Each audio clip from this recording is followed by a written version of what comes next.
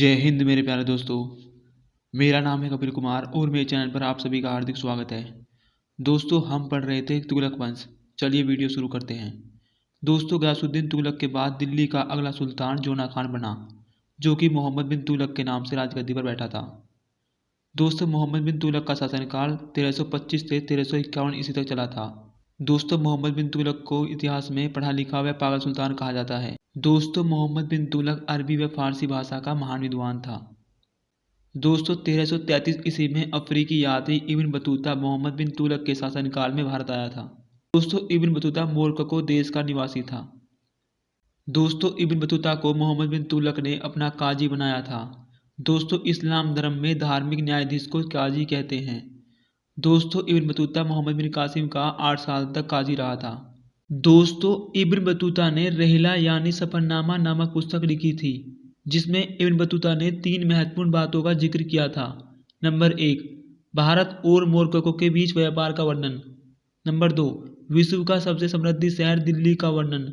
Number 3, Kashmir Balochistan Rajputana को छोड़कर पूरे भारत पर मोहम्मद बिन तुगलक के शासन का वर्णन।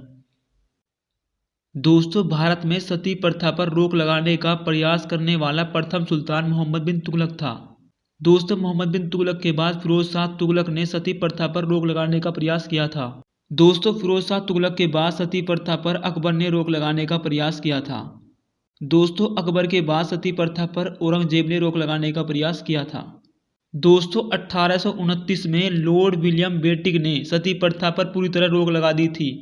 दोस्तों, सती प्रथा खत्म कराने में लॉर्ड विलियम बेटिक की मदद समाज सुधारक राजा राम मोहन राय ने की थी। दोस्तों, मुगलों का 5वां आक्रमण मोहम्मद बिन तुगलक के शासनकाल में हुआ था। दोस्तों, मोहम्मद बिन तुगलक के शासनकाल में 34 विद्रोह हुए थे, जिनमें से 27 दक्षिण भारत में और 7 उत्तर भारत में हुए थे। दोस्तों, 1336 ईस्वी में मोहम्मद बिन तुगलक के समकालीन हरिहर व बुक्का नामक 2 भाइयों ने विजयनगर साम्राज्य की स्थापना की थी।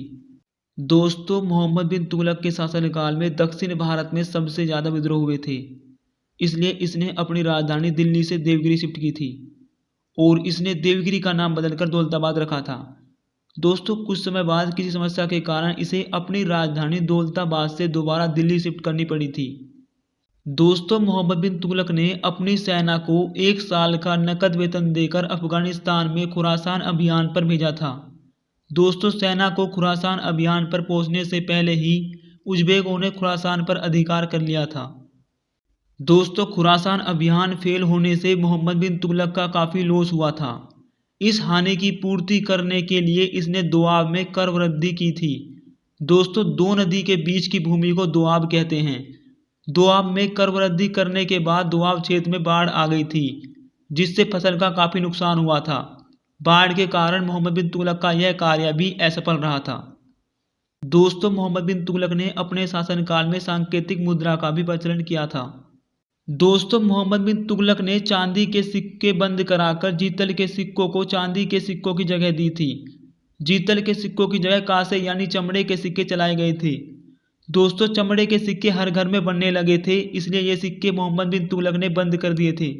दोस्तों, मोहम्मद बिन तुगलक ने अपनी सेना को उत्तराखंड के कराचिल अभियान पर भेजा था। यह अभियान भी फेलियर साबित हुआ था। दोस्तों, मोहम्मद बिन तुगलक के 5 विफल कार्य। पहला, अपनी राजधानी दिल्ली से देवगिरी शिफ्ट करना।